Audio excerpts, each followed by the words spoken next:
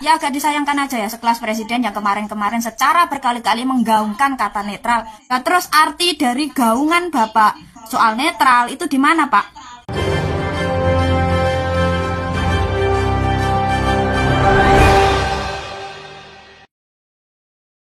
Assalamualaikum warahmatullahi wabarakatuh. Apakah Anda sudah tahu kalau selama ini bahasa dari Bapak Samsul di luar daripada bahasa yang sering digunakan orang? Coba tebak, apakah Anda tahu bahasa yang digunakan oleh bapaknya Samsul? Pasti sebagian dari Anda sudah tahu, yaitu bahasa terbalik ya.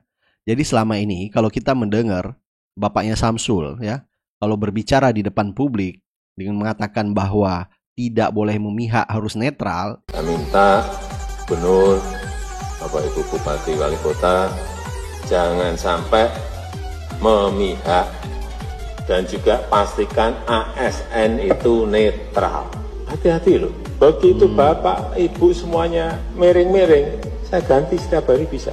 Itu maksudnya harus memihak. Jadi kalau dia bilang iya, berarti tidak. Begitu sebaliknya. Jadi kalau dia bilang tidak, itu berarti iya. Nah, ini kan hak demokrasi, hak politik setiap orang, setiap menteri sama saja. Yang paling penting, presiden itu boleh loh kampanye.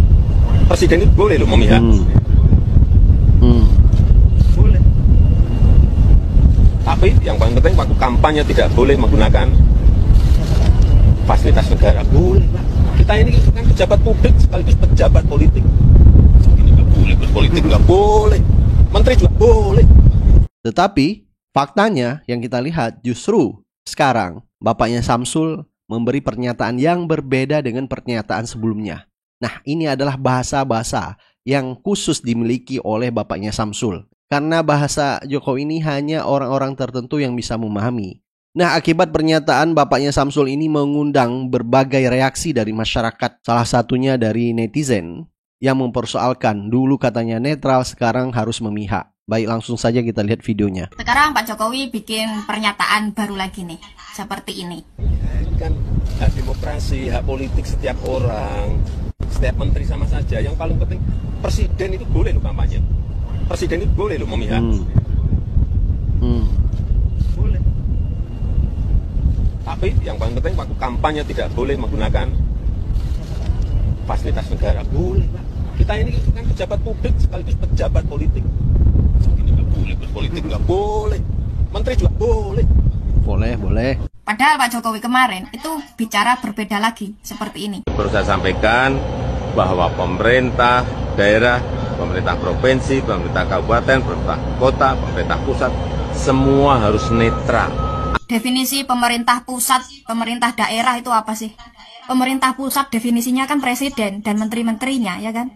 Nah, kalau sekarang Pak Jokowi bilang presiden boleh berpolitik, menteri juga boleh berpolitik. Nah, terus pemerintah pusat yang harus netral itu siapa? Dan Pak Jokowi bilang yang nggak boleh itu memanfaatkan fasilitas negara. Lah emang nama jabatan, jenis jabatan itu bukan fasilitas negara. Belum lagi seperti menteri-menterinya Pak Jokowi, seperti Pak Erlangga, Pak Zulhas, yang ke setiap daerah selalu membagikan bansos, selalu menyelipkan kata harus berterima kasih kepada Pak Jokowi atas pembagian bansos. Apakah itu bukan memanfaatkan fasilitas negara? Padahal kita tahu, bansos itu bukan uang pribadi presiden, tapi uang pajak. Belum lagi ketika Pak Jokowi dan rombongan ke Salatiga kemarin. Bu Iriana juga secara antusias, secara spontan, mengeluarkan lambaian jari dua dari jendela mobil menanggapi teriakan dari rakyat. Apakah itu contoh tidak memanfaatkan fasilitas negara? Padahal kapasitas Bu Iriana di situ bukan sebagai rakyat biasa, kapasitasnya sebagai ibu negara, istri dari presiden. Ya agak disayangkan aja ya sekelas presiden yang kemarin-kemarin secara berkali-kali menggaungkan kata netral. Pemerintah pusat harus netral, pemerintah daerah harus netral, ASN, TNI, Polri harus netral. Sekarang secara ugal-ugalan bilang presiden itu boleh berpolitik, menteri juga boleh berpolitik. Karena sejatinya kami atau kita itu punya hak politik atau hak demokrasi yang tidak bisa dihalangi oleh siapapun. Nah, terus arti dari gaungan Bapak soal netral itu di mana, Pak? Untuk apa, Pak? Nah, sekarang punya dalih baru lagi. Kita boleh berpolitik asal tidak memanfaatkan fasilitas negara. Padahal sudah sekian banyak kali, mulai dari presiden, menteri, ibu negara, memanfaatkan fasilitas negara demi untuk kepentingan elektoral. Nah, nanti akan ada dalih baru apa lagi, Pak, untuk menyelamatkan muka Bapak dari publik nih?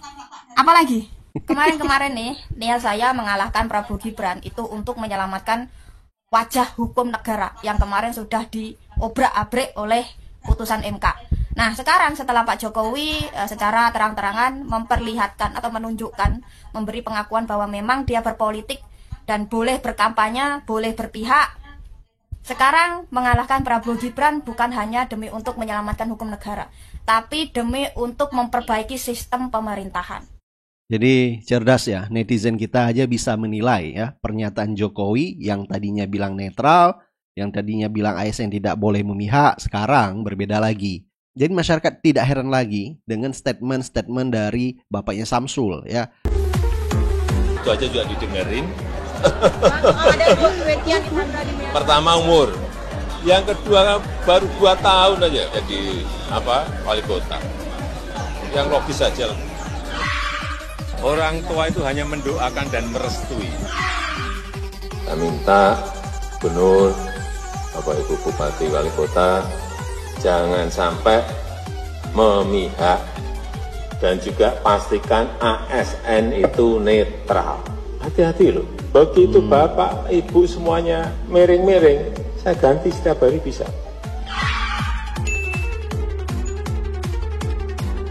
Hari ini pertama kali saya mengikuti debat Capres-Cawapres. Presiden itu boleh loh memihak. Begitu Bapak miring-miring tidak netral, langsung saya ganti. Jadi bapaknya Samsul mengulti kepada kepala desa supaya tidak miring-miring, ya, tidak boleh memihak dan harus netral. Kalau tidak, langsung diganti. Wah, luar biasa ultinya dari bapaknya Samsul ini, ya. Bapaknya Samsul sekarang justru lebih jelas lagi, miring-miring, bahkan memberi pernyataan boleh memihak. Nanti siapa yang akan mengganti? Secara ketentuan undang-undang ya memang kesannya Presiden tidak menabrak ketentuan pasal 281 Undang-Undang Pemilu jika kemudian Presiden melakukan cuti dan tidak menggunakan fasilitas negara. Tapi problematikanya bukan problem normatif peraturan perundang-undangan. Problemnya adalah kerusakan etika dan moral karena Presiden satu akan mendukung anaknya. Tapi yang lebih parah adalah Presiden merusak sistem kepartaian kita. Lumrahnya Presiden mendukung calon yang diajukan partainya sendiri. Kali ini Presiden kemudian mendukung dari calon partai lain. Ini kan kerusakan etika berpolitik, berpartai, dan menjalankan wewenang kekuasaan bernegara. Letaknya adalah panggilan etika dan moral, dan sampai saat ini Presiden tidak menjalankan nilai-nilai moral, bahkan memberikan contoh etika dalam menjalankan praktik bernegara. Nah, lagi-lagi masalah etika dan moral. Kalau hulunya saja tidak beretika dan tidak bermoral, sudah dipastikan hilirnya juga akan seperti itu dan akan mengikuti ya.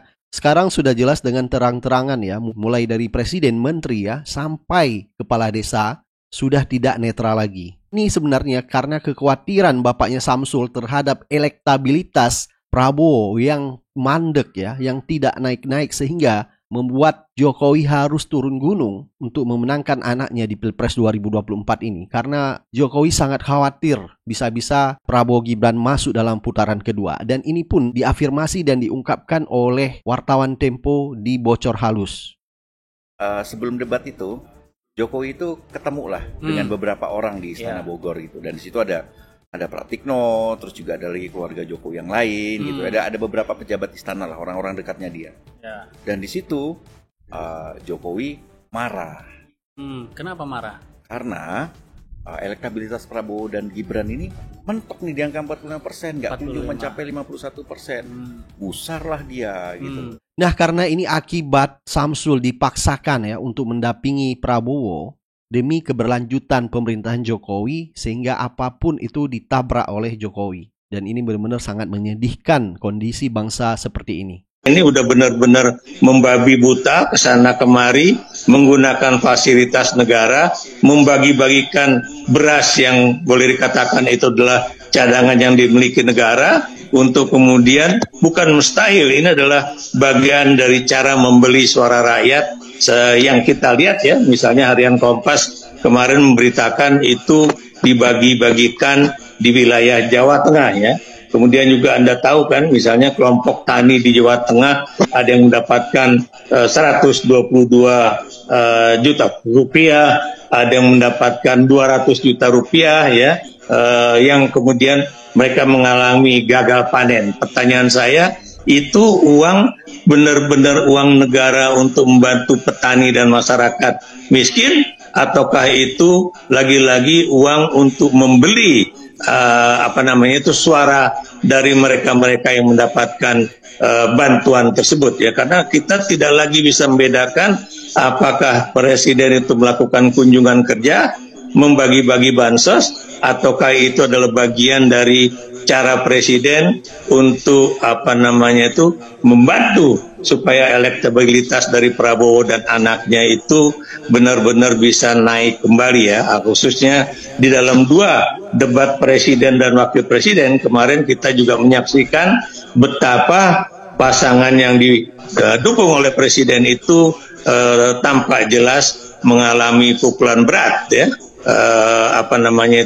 Aspek negatifnya lebih tinggi dibandingkan aspek positifnya di mata masyarakat begitu. Jadi benar sekali kata Profesor Nusa Bakti ya, bahwa dengan debat kemarin membuahkan hasil bahwa citra negatif dari masyarakat kepada Gibran membuat elektabilitas Prabowo Gibran semakin menurun, sehingga Jokowi pun harus turun tangan untuk membantu bagaimana apapun itu caranya dengan menggunakan fasilitas negara, dengan embel-embel bansos, apalagi bansos yang tadinya 300.000 dinaikkan menjadi 500.000 demi kepentingan elektabilitas anaknya Jokowi menggunakan fasilitas negara.